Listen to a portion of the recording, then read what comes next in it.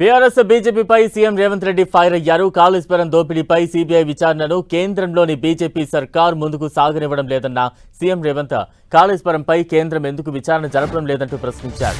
BRS హయాంలో భారీ భూ కుంభకోణం జరిగిందని ఆరోపించిన సీఎం రేవంత్ ధరణిని అడ్డుపెట్టుకుని వందల ఎకరాలు దోచుకున్నారన్నారు. మహబూబ్ నగర్ జిల్లా బాలానగర్ మండలంలో భూముల వ్యవహారంపై హౌస్ కమిటీ వేయడానికి తాము సిద్ధంగా ఉన్నామన్న రేవంత్ హరీష్ రావు, కేటీఆర్ హౌస్ కమిటీ ఏర్పాటుకు ఒప్పుకుంటారా అంటూ ప్రశ్నించారు.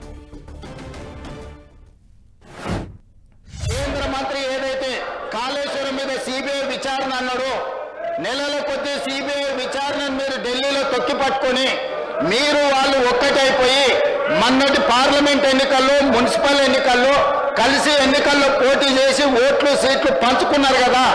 మీరు సూచన చేసే ముందు మీ నాయకుడు కిషన్ రెడ్డి గారిని, కేంద్ర మంత్రిని సిబిఐ విచారణకు ఆదేశాలు తీసుకొని వచ్చి కాళేశ్వరం కేసీఆర్ ను, హరీష్ ను జైల్లో పెట్టిన తర్వాత మీరు వచ్చి సూచన చేస్తే మేము వింటాం.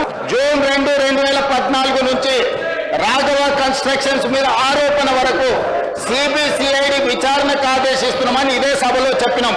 వాళ్లకు రాజకీయం కావాలి. ఈ రోజు కుర్చీలో పడ్డ ఎలుకలాగా తయారైంది హరీష్ది, కేటీఆర్ది. ఎందుకంటే వేల కోట్ల రూపాయలు కొల్లగొట్టి మొత్తం ఇసుకను పిండి తాయిలం తీసి ఇవాళ వేల కోట్ల రూపాయలకు అధిపతులుగా మారారు. సిబిసిఐడి విచారణతోటి ఆదేశాలు ఇచ్చినెంబడే కేటీఆర్ హరీష్ ను బండబూతులు తిట్టిండు. బయటకు పోయినాక నీ పుణ్యమాని వచ్చి నా మెక్కి విచారణ వచ్చింది, ఇప్పుడు నా మెడకు ఊరేటట్టున్నదని అక్కడ సంతోషరావు ఫోన్లు చేసి నీకేమన్నా తల్లుందా, నువ్వు పంచమల్ల బ్లాక్మెయిల్ శ్రీనివాస్ రెడ్డిని చేయనికపోయి వాళ్ళ తమ్ముడు మహేష్ రావు గారు బాలానగర్ లో భూమి రాయించుకున్నాడు కంపెనీ నుంచి. మహబూబ్ నగర్ జిల్లాలో ఉన్న బాలానగర్ లో మహేష్ రావు గారు, హరీష్ రావు గారు తమ్ముడు, హనుమంతరావు గారు, హరీష్ రావు గారు మామ వందల ఎకరాల భూములు బెదిరించి బదలాయించుకున్న దాని మీద హౌస్ కమిటీ చేస్తే మీరు సిద్ధంగా ఉన్నారా?